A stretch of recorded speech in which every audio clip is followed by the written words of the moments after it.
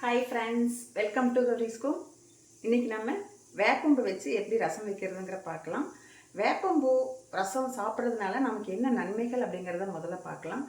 முதல்லலாம் எங்கள் அம்மாங்கெல்லாம் நான் சின்ன பிள்ளைங்களாக இருக்கும்போது கொழுந்து இலையை எடுத்து அரைச்சி அதை ஒரு உருண்டியாக வச்சு எங்களை சாப்பிட சொல்லுவாங்க. அடிக்கடி சாப்பிட சொல்லி சாப்பிட்டதுக்கப்புறம் சின்ன பிள்ளைங்க வாய் கசப்புன்னு சொல்லுவாங்கன்ட்டு ஒரு வெள்ளைக்கட்டியும் கொடுத்துருவாங்க. இதுவும் கொடுப்பாங்க, ரொம்ப கொடுக்க மாட்டாங்க.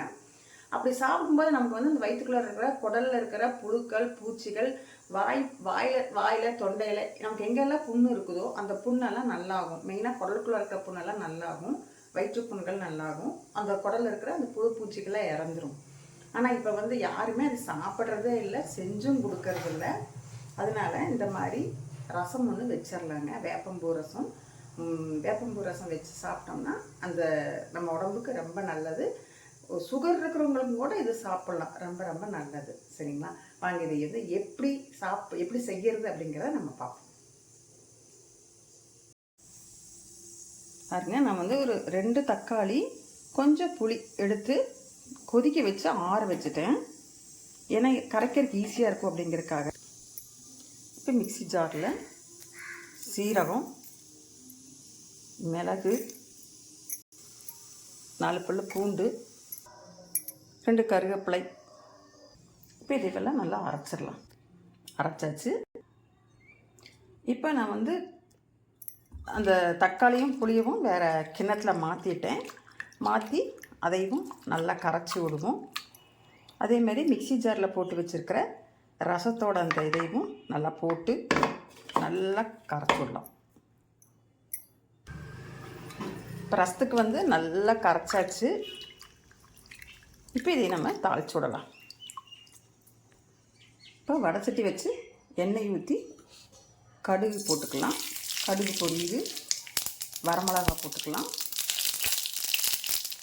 கருவேப்பிலை போட்டுக்கலாம்,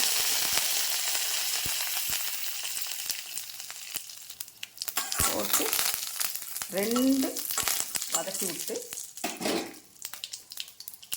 நான் பச்சையாக எடுத்து வச்சுருக்கேன் வேப்பம்பூவை போட்டுக்கிறேன்.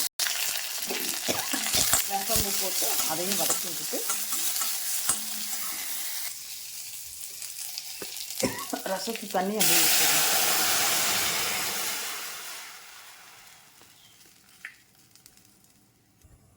ஊற்றிட்டு நல்லா கலக்கிடுங்க. கலக்கி விட்டு உப்பு காரம் பத்தலைன்னா போட்டுக்கோங்க. பெருங்காயத்தூள் போடணும். பெருங்காயத்தூள் போட்டுக்கோங்க. இப்போ மருத்துவ குணம் நிறைந்த ரசம் நமக்கு ரெடி ஆயிடுச்சுங்க. கொதிச்சும் ஆயிடுச்சு. கொதிக்கலாம். ஏன்னு கேட்டிங்கன்னா நம்ம அந்த வேப்பம்பூ பச்சையாக போட்டிருக்கோம் இல்லையா, கொதிக்கலாம்.